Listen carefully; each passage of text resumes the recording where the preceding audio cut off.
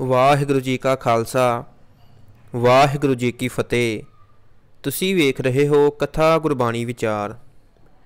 ਸੰਗਤ ਜੀ, ਇਹ ਘਟਨਾ ਇੱਕ ਡਾਕਟਰ ਅਤੇ ਮਰੀਜ਼ ਦੀ ਪ੍ਰਤਿਭਾ ਨਾਲ ਸੰਬੰਧਿਤ ਹੈ। ਉਸ ਮਰੀਜ਼ ਦੀ ਸੱਜੀ ਛਾਤੀ ਵਿੱਚ ਉਸ ਨੂੰ ਚੈਰੀ ਦੇ ਦਾਣੇ ਜਿੱਡੀ ਗਿਲਟੀ ਪ੍ਰਤੀਤ ਹੋਈ। ਉਹ ਡਾਕਟਰ ਪਾਸ ਗਈ ਅਤੇ ਉਸਨੇ ਮੁਆਇਨੇ ਤੋਂ ਬਾਅਦ ਕਿਹਾ, ਗਿਲਟੀ ਤਾਂ ਛੋਟੀ ਜਿਹੀ ਹੈ, ਪਰ ਤੁਹਾਨੂੰ ਮੈਮੋਗ੍ਰਾਮ ਯਾਨੀ ਕਿ ਛਾਤੀ ਦੀ ਖਾਸ ਐਕਸਰੇ ਕਰਾਉਣਾ ਚਾਹੀਦਾ ਹੈ, ਕਿਤੇ ਇਹ ਕੈਂਸਰ ਹੀ ਨਾ ਹੋਵੇ। ਕੈਂਸਰ ਦਾ ਨਾਂ ਸੁਣਦਿਆਂ ਹੀ ਉਹ ਔਰਤ ਗਸ਼ ਖਾ ਕੇ ਡਿੱਗ ਪਈ। ਡਾਕਟਰ ਨੇ ਉਸ ਨੂੰ ਪਾਣੀ ਦੇ ਛੱਟੇ ਮਾਰੇ। ਹੋਸ਼ ਆਏ ਤਾਂ ਉਹ ਕਹਿਣ ਲੱਗੀ, ਕੈਂਸਰ ਨਾਲੋਂ ਤਾਂ ਮੈਂ ਆਤਮਘਾਤ ਕਰ ਲੈਣਾ ਚਾਹੀਦਾ ਹੈ। ਮੇਰੀ ਮਾਂ ਨੂੰ ਵੀ ਕੈਂਸਰ ਸੀ ਤੇ ਉਹ ਕਈ ਸਾਲ ਲਿਲਕੜੀਆਂ ਲੈਂਦੀ ਹੋਈ ਹੱਡੀਆਂ ਦੀ ਮੁੱਠ ਹੋ ਕੇ ਅਕਾਲ ਚਲਾਣਾ ਕਰ ਗਈ। ਮੈਂ ਉਸ ਤਰ੍ਹਾਂ ਘਿਸਟ ਕੇ ਨਹੀਂ ਮਰਨਾ ਚਾਹੁੰਦੀ। ਡਾਕਟਰਾਂ ਨੇ ਕਿਹਾ, ਜ਼ਰੂਰੀ ਤਾਂ ਨਹੀਂ ਇਹ ਕੈਂਸਰ ਹੀ ਹੋਵੇ, ਹੋ ਸਕਦਾ ਹੈ ਸਧਾਰਨ ਕੋਈ ਗਿਲਟੀ ਹੀ ਹੋਵੇ। ਮੈਮੋਗ੍ਰਾਮ ਤਾਂ ਕਰਾਓ। ਮੈਮੋਗ੍ਰਾਮ ਹੋ ਗਿਆ, ਪਰ ਉਸ ਤੋਂ ਕੋਈ ਨਿਸ਼ਚਿਤ ਨਤੀਜਾ ਨਾ ਨਿਕਲਿਆ। ਡਾਕਟਰ ਨੇ ਉਸ ਨੂੰ ਬਾਇਓਪਸੀ ਯਾਨੀ ਕਿ ਗਿਲਟੀ 'ਚੋਂ ਨਿੱਕਾ ਜਿਹਾ ਟੁਕੜਾ ਕਢਾਉਣ ਦੀ ਸਲਾਹ ਦਿੱਤੀ। ਤਦ ਤੋਂ ਉਹ ਮਰੀਜ਼ ਨੇ ਉਸ ਦੇ ਘਰ ਵਾਲੇ ਅਰਦਾਸਾਂ ਕਰਨ ਲੱਗ ਪਏ ਕਿ ਇਹ ਕੈਂਸਰ ਨਾ ਨਿਕਲੇ। ਬਾਇਓਪਸੀ 15 ਦਿਨਾਂ ਵਿੱਚ ਹੋਣੀ ਸੀ ਤੇ ਸਾਰਾ ਟੱਬਰ ਤੇ ਦੋਸਤ ਮਿੱਤਰ ਦੋਵੇਂ ਵੇਲੇ ਅਰਦਾਸ ਕਰਿਆ ਕਰਨ।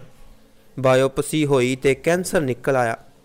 ਉਸ ਮਰੀਜ਼ ਦੇ ਸਾਰੇ ਟੱਬਰ ਨੂੰ ਬੜੀ ਮਾਯੂਸੀ ਹੋਈ, ਪਰ ਮਰੀਜ਼ ਬੜੇ ਰੋਹ ਵਿੱਚ ਆਈ। ਇਤਨੇ ਦਿਨਾਂ ਤੋਂ ਇਤਨੇ ਬੰਦੇ ਦਿਨ ਰਾਤ ਅਰਦਾਸਾਂ ਕਰਦੇ ਰਹੇ, ਪਰ ਕੈਸਾ ਰੱਬ ਹੈ ਜਿਸ ਨੇ ਇੱਕ ਨਾ ਸੁਣੀ। ਇਸ ਮੌਕੇ ਤੇ ਉਸ ਦੇ ਘਰ ਦੇ ਜੀ ਉਸ ਨੂੰ ਦੂਜੇ ਡਾਕਟਰ ਕੋਲ ਲੈ ਗਏ, ਕਿਉਂਕਿ ਉਸ ਦੀ ਨੀਂਦਰ ਉੱਡ ਗਈ ਸੀ। ਬੜੀ ਭਾਰੀ ਚਿੰਤਾ ਨੇ ਉਸ ਨੂੰ ਗਰਸਿਆ ਹੋਇਆ ਸੀ। ਉਸ ਦੀ ਭੁੱਖ ਖਤਮ ਸੀ। ਉਸ ਦਾ ਭਾਰ ਕੋਈ 4 ਕਿਲੋਗ੍ਰਾਮ ਘਟ ਗਿਆ ਸੀ। ਉਸ ਡਾਕਟਰ ਨੇ ਪਹਿਲਾਂ ਉਸ ਔਰਤ ਨੂੰ ਟੀਕਾ ਲਗਾਇਆ, ਜਿਸ ਨਾਲ ਉਸ ਦੀ ਚਿੰਤਾ ਕਾਰਨ ਬਣਿਆ ਤਣਾਅ ਘਟੇ। 15 ਮਿੰਟਾਂ ਬਾਅਦ ਉਹ ਆਪ ਬੋਲੀ, ਡਾਕਟਰ ਤੁਹਾਡਾ ਕੀ ਖਿਆਲ ਹੈ, ਰੱਬ ਨੂੰ ਸਾਡੇ ਨਾਲ ਇਉਂ ਕਰਨਾ ਚਾਹੀਦਾ ਸੀ? ਡਾਕਟਰ ਕਹਿੰਦਾ ਸੀ, ਰੱਬ ਭਲੀ ਕਰੇਗਾ, ਸਵਾਹ ਭਲੀ ਕੀਤੀ ਸੂ। ਉਸ ਡਾਕਟਰ ਨੇ ਉਸ ਦੇ ਮੋਢੇ 'ਤੇ ਹੱਥ ਰੱਖਿਆ ਅਤੇ ਕਿਹਾ, ਬੇਟੀ ਤੂੰ ਮੈਨੂੰ ਬੜੀ ਉਲਝਣ ਵਿੱਚ ਫਸੀ ਲੱਗਦੀ ਹੈ, ਕੈਂਸਰ ਨਾਲ ਘੱਟ ਤੇ ਚਿੰਤਾ ਕਰਕੇ ਉਸ ਤੋਂ ਜ਼ਿਆਦਾ। ਉਸ ਵੇਲੇ ਪਤਾ ਨਹੀਂ ਕਿਵੇਂ ਇੱਕ ਬਜ਼ੁਰਗ ਬਾਬਾ ਉਸ ਡਾਕਟਰ ਨੂੰ ਮਿਲਣ ਆ ਗਏ। ਉਸ ਨੇ ਉਹਨਾਂ ਨੂੰ ਅੰਦਰ ਬੁਲਾਇਆ ਤੇ ਉਸ ਔਰਤ ਨਾਲ ਉਹਨਾਂ ਦਾ ਪਰਿਚੈ ਕਰਾਇਆ ਤੇ ਕਿਹਾ, ਇਹ ਬੜੀ ਬੁਰੀ ਤਰ੍ਹਾਂ ਚਿੰਤਾਗ੍ਰਸਤ ਹੈ, ਕਿਉਂਕਿ ਉਸ ਦੀਆਂ ਅਰਦਾਸਾਂ ਸੁਣੀਆਂ ਨਹੀਂ ਗਈਆਂ।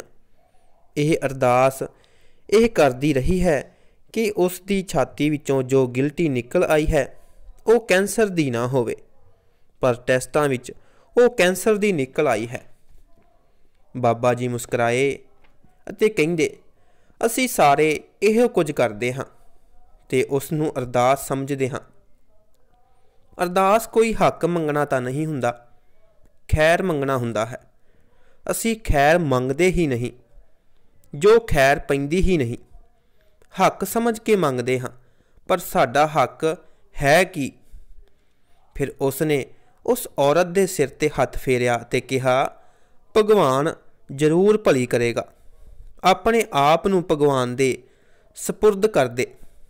ਉਸ ਦੀ ਰੱਖਿਆ ਸਭ ਤੋਂ ਵੱਡੀ ਸੁਰੱਖਿਆ ਹੈ। ਮੰਗੀ ਕੁਝ ਨਾ, ਜਿਵੇਂ ਉਹ ਟੋਰੇ ਤੁਰੀ ਚੱਲ।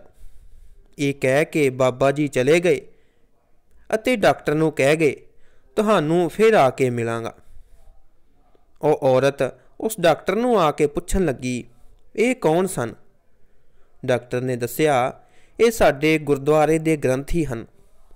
ਤਦ ਉਹ ਬੋਲੀ, 2 ਮਿੰਟਾਂ ਵਿੱਚ ਠੰਡ ਵਰਤਾ ਗਏ ਹਨ। ਜਦ ਮੈਂ ਆਈ ਸਾਂ ਕ੍ਰੋਧ ਨਾਲ ਕੰਬ ਰਹੀ ਸਾਂ, ਹੁਣ ਚਿੱਤ ਸ਼ਾਂਤ ਹੋਇਆ ਪਿਆ ਹੈ, ਕਿਉਂਕਿ ਮੈਂ ਉਹਨਾਂ ਦੇ ਕਹਿਣ 'ਤੇ ਪ੍ਰਭੂ ਅੱਗੇ ਆਤਮ ਸਮਰਪਣ ਦਾ ਮਨ ਬਣਾ ਲਿਆ ਹੈ। ਇਤਨੇ ਵਿੱਚ ਹੀ ਚਿੰਤਾ ਉੱਠ ਗਈ ਹੈ। ਹੁਣ ਕੋਈ ਬੇਚੈਨੀ ਨਹੀਂ ਹੈ। ਅੱਜ ਮੈਨੂੰ ਸਮਝ ਆਈ ਹੈ ਕਿ ਸਾਨੂੰ ਅਰਦਾਸ ਕਰਨ ਦੀ ਕੋਈ ਸਮਝ ਹੀ ਨਹੀਂ ਹੈ। ਵਾਹਿਗੁਰੂ ਜੀ ਕਾ ਖਾਲਸਾ, ਵਾਹਿਗੁਰੂ ਜੀ ਕੀ ਫਤਿਹ।